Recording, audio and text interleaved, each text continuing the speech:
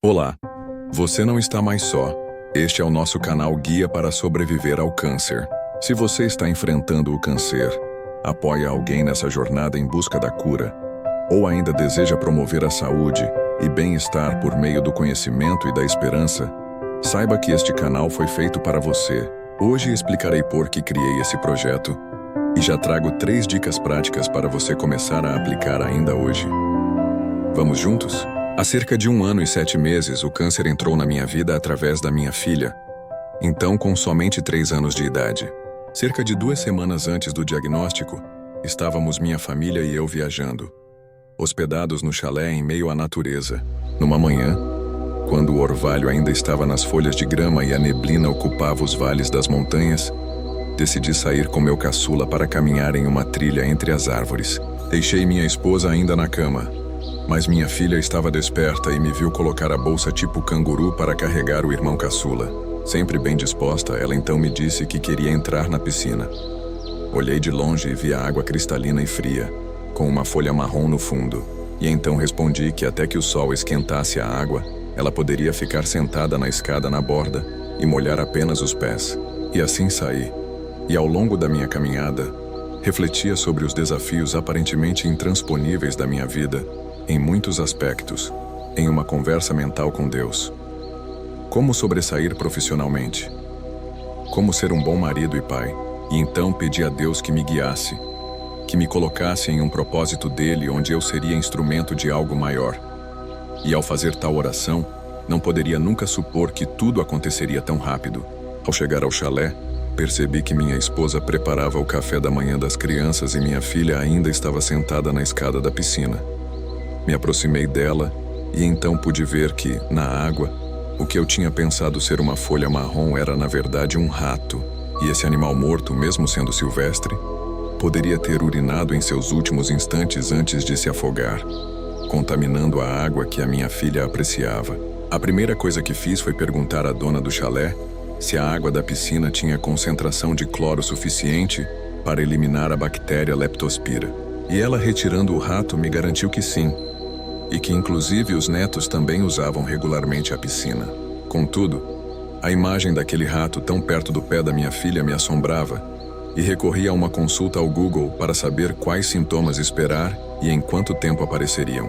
Em seguida, conversei com minha esposa e disse que se nossa filha apresentasse febre alta, barriga inchada e sangramentos no nariz e na boca, teríamos de rapidamente procurar socorro médico.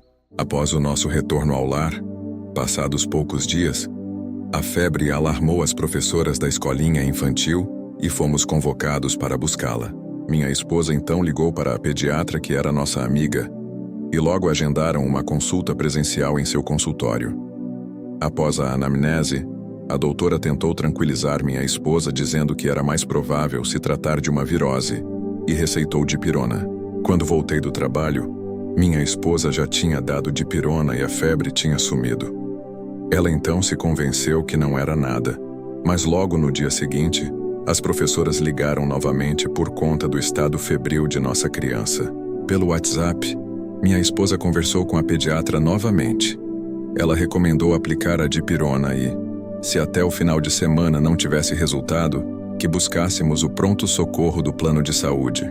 Então passamos a ter uma rotina onde, quando nossa filha apresentava febre na escola, a buscávamos para casa, dávamos dipirona, a febre cedia e, após uma noite de sono, o ciclo se repetia no dia seguinte. A cada dia, minha esposa e eu notamos os outros sintomas de leptospirose. No nariz, o sangue estava coagulado e formava cascas na parte interna de cada narina, e a barriga estava dilatada. Na noite de sexta-feira, minha filha chorava na cama e, esticando o braço com a mão estendida para o nada, implorou: "Me dá remédio, papai." Ela estava alucinando, porque eu estava ao lado dela, mas não naquela direção onde o braço estava estendido. Minha esposa, diante da minha comoção, tentou ser forte e lembrou que na manhã seguinte, bem cedo, a levaria para o pronto atendimento tal como a pediatra tinha orientado. Naquela noite, sem conseguir dormir, acessei o ChatGPT para perguntar se os sintomas poderiam ser atribuídos a que doenças.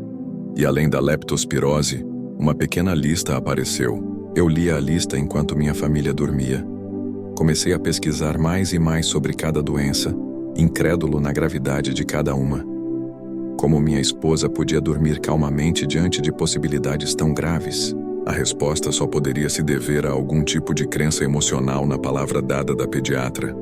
Como se esse ser humano, devido à sua formação, contrariasse a natureza a ponto de ser infalível. Enquanto lia, o sol nasceu e minha esposa logo mediu a febre de nossa filha. 42 graus Celsius. Devo dar dipirona antes de irmos? Ela me perguntou. Não. Deixe que a febre seja motivador para a triagem. Assim a consulta dela será mais urgente, respondi.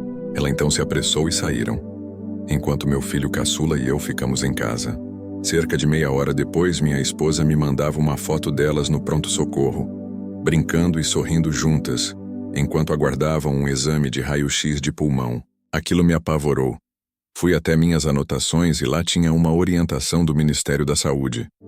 Se houvesse líquido nos pulmões, a recomendação médica seria de internação imediata em um centro de terapia intensiva, e a previsão de sobrevida típica em tal quadro da leptospirose era só de 24 horas. Cerca de uma hora depois, minha esposa me mandava a mensagem de que a médica plantonista tinha identificado pneumonia e que elas seriam liberadas para casa com um simples antibiótico. Eu disse, não, pede um exame de sangue antes, não saiam daí sem isso. Argumentei com minha esposa que na minha lista de possíveis doenças não tinha nada sobre pneumonia, mas a leptospirose causava sangramento nos pulmões de tal modo que a nossa filha poderia se afogar no próprio sangue em pouco tempo, sem internação imediata. Minha esposa ainda duvidava da gravidade do que eu falava, porque na frente dela nossa filha estava brincando alegremente após receber a dipirona. Ela então mandou mensagem para a pediatra para saber se ela concordava com a receita para pneumonia. A pediatra se sentiu ofendida pelo diagnóstico da colega plantonista. Afinal, se fosse pneumonia, ela teria detectado pelo som do estetoscópio na consulta presencial. Então minha esposa pediu para que as doutoras conversassem e logo pediram um exame de sangue. Quando saiu o primeiro resultado, não acreditaram.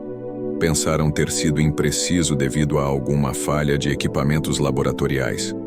Porém, o segundo resultado confirmou o primeiro. Minha esposa notou que os médicos se reuniram e estavam intrigados. Pela primeira vez, ela percebeu que não era um quadro trivial para aqueles profissionais. Quando o relógio deu meio-dia, ela me mandou uma foto de ambas numa ambulância sendo transferidas para o hospital infantil. Minha filha estava indo para a internação em CTI. Meu temor se concretizava. Para mim, era certo que minha filha tinha só 24 horas de vida. Só pude pensar pedir orações nas redes sociais, desesperado. Nossos amigos e familiares logo se prontificaram a nos dar suporte. E com meu caçula sob os cuidados deles, peguei o carro rumo ao hospital. Enquanto dirigia, limpava as lágrimas e pensava: por que, meu Deus, isso foi com ela e não comigo? Qual o propósito disso tudo? Ao chegar, encontrei minha esposa e filha no leito do CTI. A criança dormia, já toda perfurada por agulhas na busca de um acesso venoso para soro. Minha esposa me abraçou, choramos juntos em silêncio. Era tudo surreal naquele momento. Então disse-lhe para ir para casa amamentar nosso outro filho, que eu ficaria ali com nossa filha. Assim que ela se foi, uma enfermeira veio me perguntar se eu tinha alguma ideia da doença. Então contei toda a história, e ela me disse que o laboratório só funcionaria plenamente na próxima segunda-feira.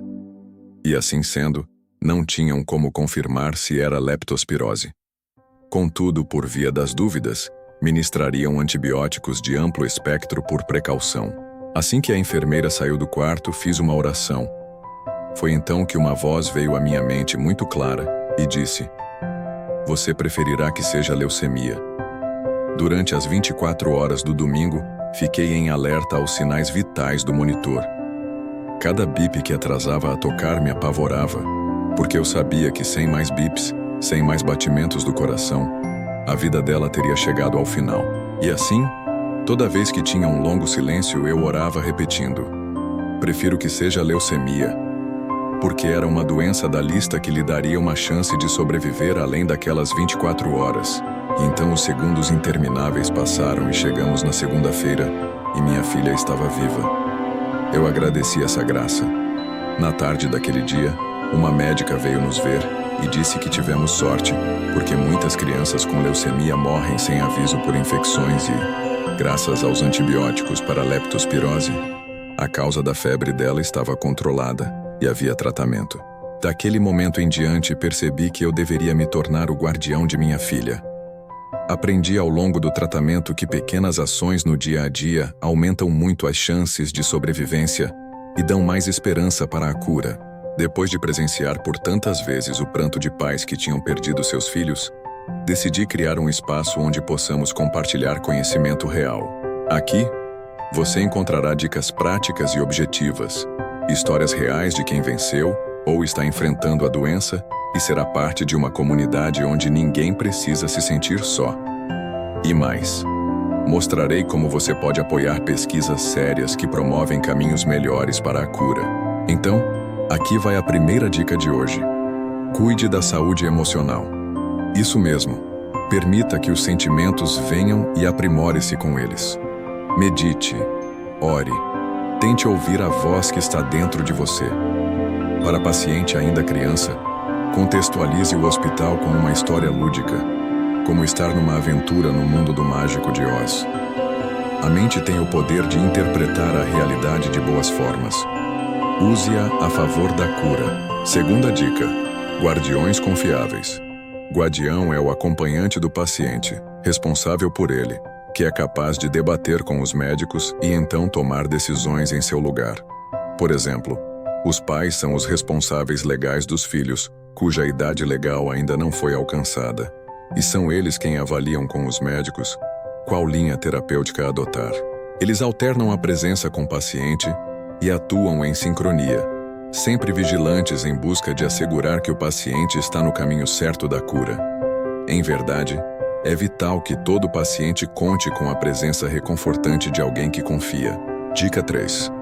Conecte-se com pessoas que entendem sua jornada, como as famílias que ocupam os leitos e quartos vizinhos em seu hospital, ou ainda, acompanhe entidades como a Abrale e a Mel. Também faça parte da nossa comunidade. Esse canal é nosso. Por isso já se inscreva no canal e ative o sininho agora mesmo para não perder as próximas dicas. E claro, ajude-nos a levar o guia para sobreviver ao câncer para mais pessoas. Compartilhe esse vídeo com quem está precisando de apoio. Isso é muito importante. E você? Que tal nos contar qual desafio gostaria que abordássemos? Comente abaixo e venha fazer parte de um grupo exclusivo para trocar experiências. O link da nossa comunidade está na descrição. Lembre-se, você não está só. Toda semana trarei conteúdo novo para ajudar nessa caminhada. Cuide-se hoje e até o próximo vídeo.